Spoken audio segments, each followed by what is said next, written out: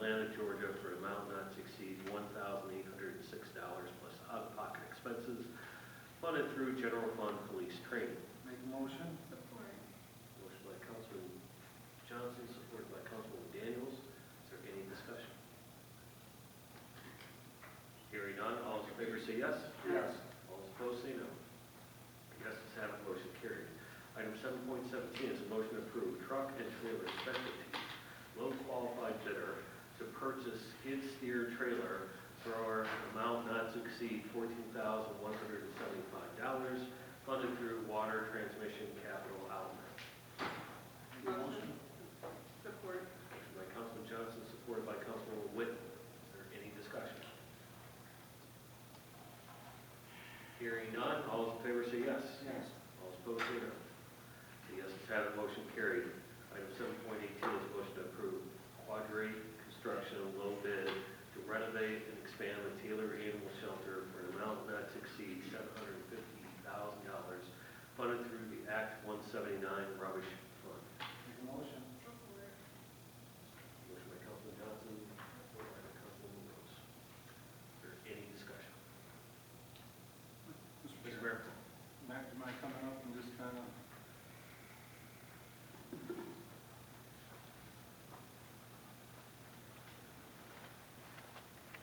I'm sure I think this is pretty good news. I just kind of wanted to touch on some of the things.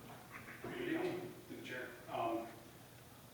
It's nice to see this has finally come to the finish line. What had the finish line?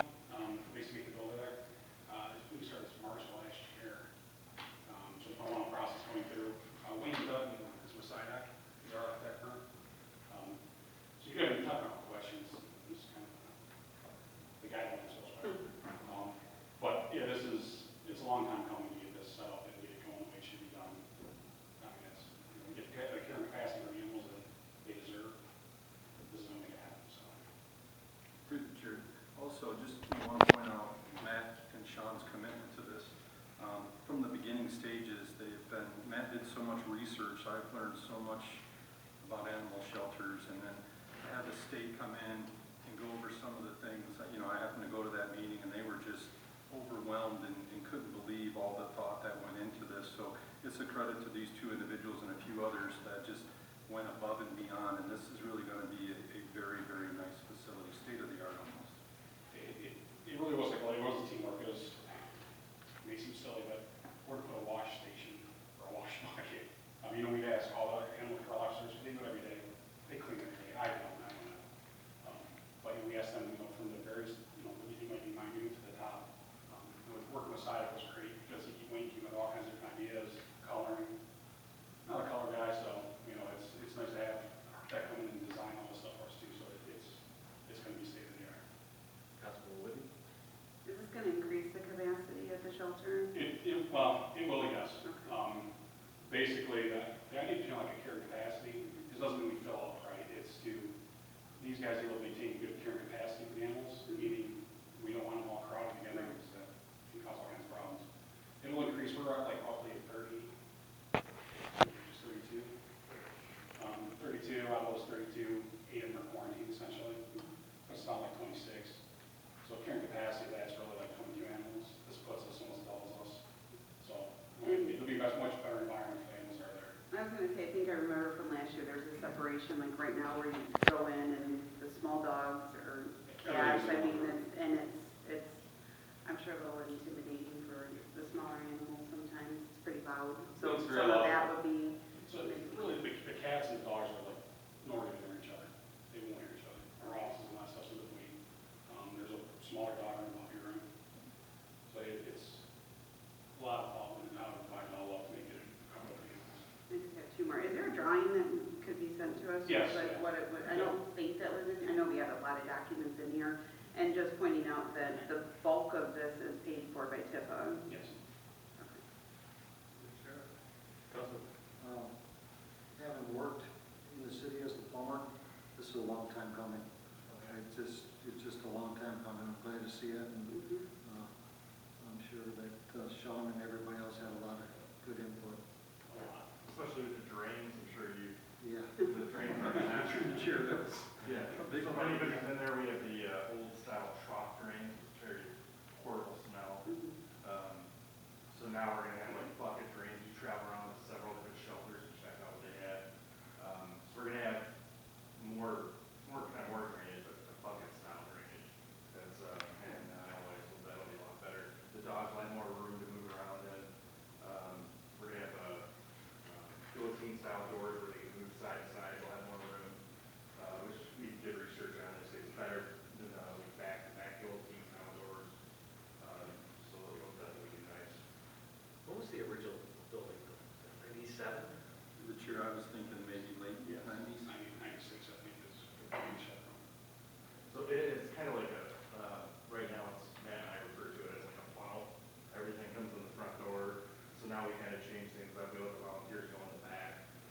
before, we had like stray dogs coming in, dogs being walked, coming in through the front door, and it was like an accident waiting to happen. So we kind of changed a few things up, but, I believe it was an old, like liquor and wine distributor back in the day. So when you're driving on the road, you look at it, you can't tell it's an animal shelter. So we're trying to draw people in who got animals, they drive out with a warehouse. So that's another thing too, the exterior is gonna be, more recognizable too. I'm sure Wayne could add to that. Do we know when, like, when you're targeting to start and completion? Well, I mean, if it's like 8 to 9 months. Yeah, 11 months total. Contractors here to help start right away. Thank you. Thank you for your efforts on it too. And adapting animals, because I think you're full right now. Yes, yeah, we're very full right now. Every day. We're burning it for any other. Through the chair, since we touched on it, our volunteers, should be recognized too, because, I mean, if you go by our golf course, by our shelter, there's people walking their dogs on a regular basis, every day of the week and stuff. So they go above and beyond, and I just want to publicly thank them for all the help they do at that shelter as well. So Tim, I'm glad you brought it up too. So we're gonna have a special room where they can like hang a coat, eat lunch or whatever. They're gonna have their own little break room. So now they kind of basically hang out in their garage area. So like I said, if you've ever been there, it's Yes. a garage. So you've been in It's there. nasty. Yeah. So that's where we have our vaccination clinics. If you've ever been there, it's a garage area. So we're gonna have a special area in the back where we can have vaccination clinics, medical tables, things like that for the pet visits. I just have a question. What are the hours currently, and are those going to change once we expand? It's 9:30 to 11:30, we close an hour for lunch, and it's 12:30 to 3. Right now, there's no current plans expanding hours yet. But we're, a whole new shelter opening up, there's some new employees too, so we're gonna have to reevaluate everything. So what's the best potential of getting in and out. Sure. I will add, I think they do, I know you guys do Saturday events, I know you travel to different, you take some animals to different events and stuff, so I think you try to, because I know the hours can be restrictive of people who work during the day to get to the shelter, but it seems like you guys do periodic Yeah, we just extra came off last month, events. we're open 9 to 1 on Saturdays, just because a lot of it our capacity, if we're overflowing things, we gotta do something, so we will adjust the times. And so we're gonna have the new multi-purpose